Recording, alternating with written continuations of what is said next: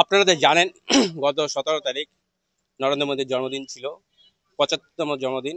সেই উপলক্ষে এই আমাদের 2রা অক্টোবর পর্যন্ত ওই অভিযান চলবে। তার মধ্যে কর্মসূচি থাকবে, নরেন্দ্র মোদীর জন্মদিন উপলক্ষে কর্মসূচি আছে স্বচ্ছ অভিযান, সেবামূলক কাজ, রক্তদান শিবির, আরো বিভিন্ন প্রকল্প আমাদের আছে।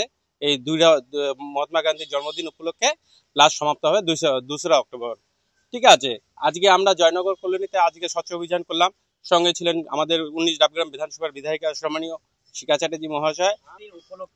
মোদিজির জন্মদিন উপলক্ষে আমরা বিভিন্ন প্রোগ্রাম আমাদের রয়েছে, আগামীতে ব্লাড ডোনেশন ক্যাম্প রয়েছে, আগামীতে আরো কিছু কার্যকলাপ রয়েছে। তার জন্য কিন্তু আমরা এই যে আপনারা তো জানেন যে আমাদের এই মানে সেবা সপ্তাহ হিসেবে নয়, এই সাফাই অভিযান মাঝে মাঝেই ভারতীয় জনতা পার্টিরা করে, বিভিন্ন জায়গাতেই করে ওঠে।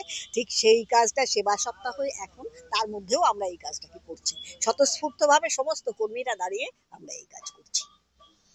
দিদি, আজকে কি উপলক্ষে স্বচ্ছতা অভিযান? আমাদের আমাদের মোদিজির যে জন্ম দিয়েছিল 17 তারিখ, সপ্তাহের একটা কাজ হচ্ছে এই সাফাই অভিযান।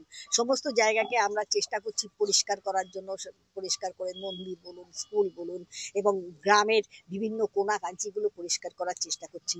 এই সেবা অভিযান আমরা সবসময় করি, সাফাই অভিযানও করি, ঠিক একই রকম ভাবে স্বতঃস্ফূর্তভাবে সকল কর্মীরা এক জায়গায় থেকে আজকে আমরা এই কাজ সমাধা করছি।